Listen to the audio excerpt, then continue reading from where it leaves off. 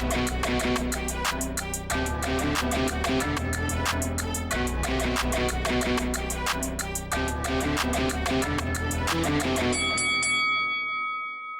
guys, welcome to Boxing Squad for boxing news and views from around the internet. Adam Kownacki remains unbeaten, advancing to 20-0 after defeating Chris Arreola by decision in Brooklyn, New York at the Barclays Center. This was a sort of fight of two halves. The first 6 rounds, or at least the first 4 rounds, relatively frenetic action. Second half of the fight sort of devolved into a bit of a war of attrition. But they threw a record number of punches according to CompuBox, collectively over 2,000, and the landed punches was also a record in the CompuBox era. So a lot of leather was flying in this fight, but it wasn't necessarily always big punches. It wasn't necessarily always quality work, but certainly it was an entertaining fight for stretches in this 12-rounder. The first 3 or 4 rounds, Adam Kownacki looked very dangerous. He looked like he may take out Chris Arreola, but Arreola weathered the storm, even landing a few decent shots of his own. In this fight, which was 117-111, I'll just double check the scores here, that was on 2 cards, and 118-110. Arreola, he picked up a few rounds on my card, but most of it sort of went to Kownacki because he was outworking Arreola or landing the more quality shots just more frequently. Arreola just didn't seem to be able to do enough in some of these rounds where Adam Kownacki was, especially the close rounds. Adam Kownacki would generally finish a bit stronger in the round and nick a couple of them. But there were many clear Kownacki rounds. Arreola, I think it was round 4, possibly round 5 as well, and definitely round 11. He had strong stretches, but apart from that, Kownacki was largely in control. It goes 12. Adam Kownacki's first time going all 12 rounds gets the decision. And some of me sort of thinks, and I'll come to the conditioning issue soon because I think that was a factor in this fight, but some of me thinks Chris Arreola, 38 years old, he's been on the slide for a number of years. He was on the slide when he fought Deontay Wilder in 2016. Adam Kownacki going all 12 with Arreola, does that mean his stock has dropped somewhat? Because I think you can make a case that he should have done a bit better in this fight. I mean, we saw a record amount of punches, but that just wasn't Adam Kownacki throwing. It was both of these guys.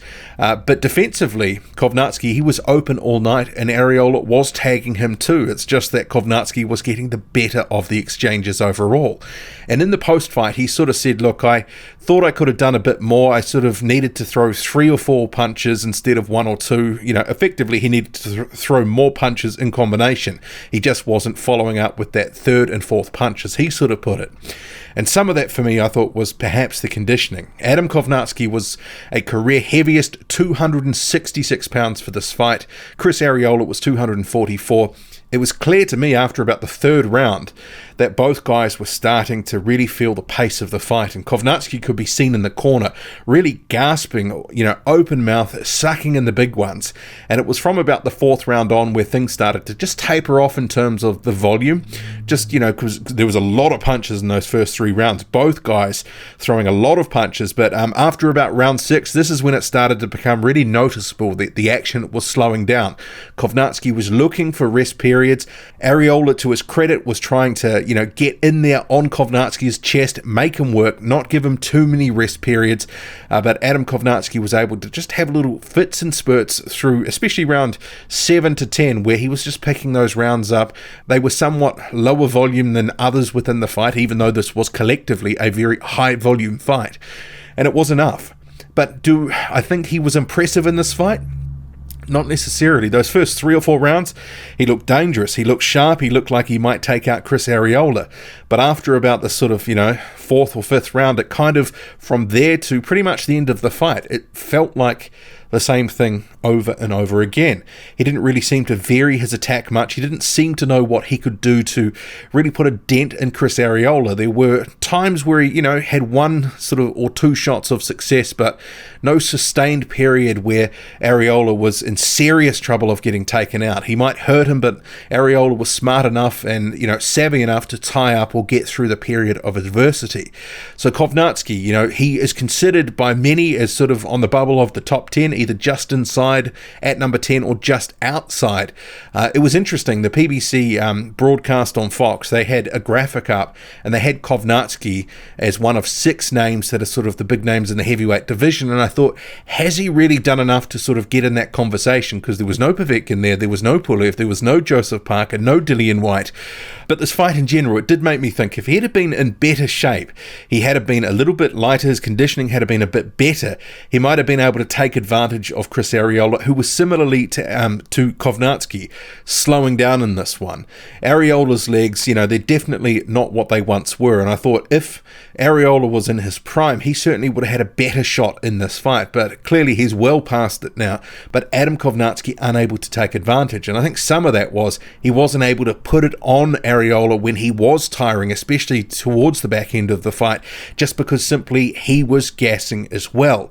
But it was overall, especially the first half of the fight, a pretty fun and entertaining fight. The second half certainly was I don't want to say painful to watch, but it devolved into more of a war of attrition where neither really one guy sort of got too much over the other. It just kind of felt rounds 6 to about 10 were sort of watching the same thing over and over again. But it's a win, so he moves on. But it does make me wonder, did his stock drop after this fight? And I think they're going to have to match him carefully before they build him up for an eventual title shot, because effectively that's what they're waiting for now, is a gap for him to get a shot at a world title. He's ranked in a couple of sanctioning bodies, relatively high, WBC and IBF I believe it is, but what will we see from Adam Kownacki in the interim?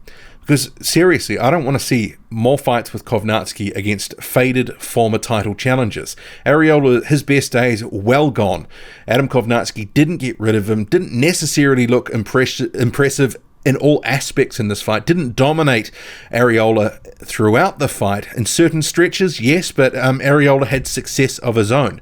Maybe he could have done more, maybe he should have done more, maybe some of the air has gone out of the Kownacki balloon just a little bit in terms of his stock within the heavyweight division. Because I think some guys with a better gas tank in terms of the opponent, who are more in their prime, who are decent movers, will be able to pick Kownacki off like there's no tomorrow. So I do wonder how far he can go in the division. And this is not meant to, be anti-Adam Kownacki, because I really like watching him fight. He is entertaining. We saw that against Gerald Washington.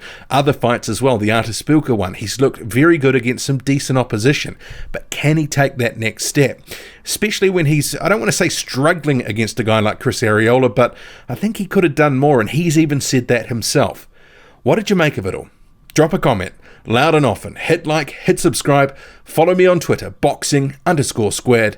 I'm out.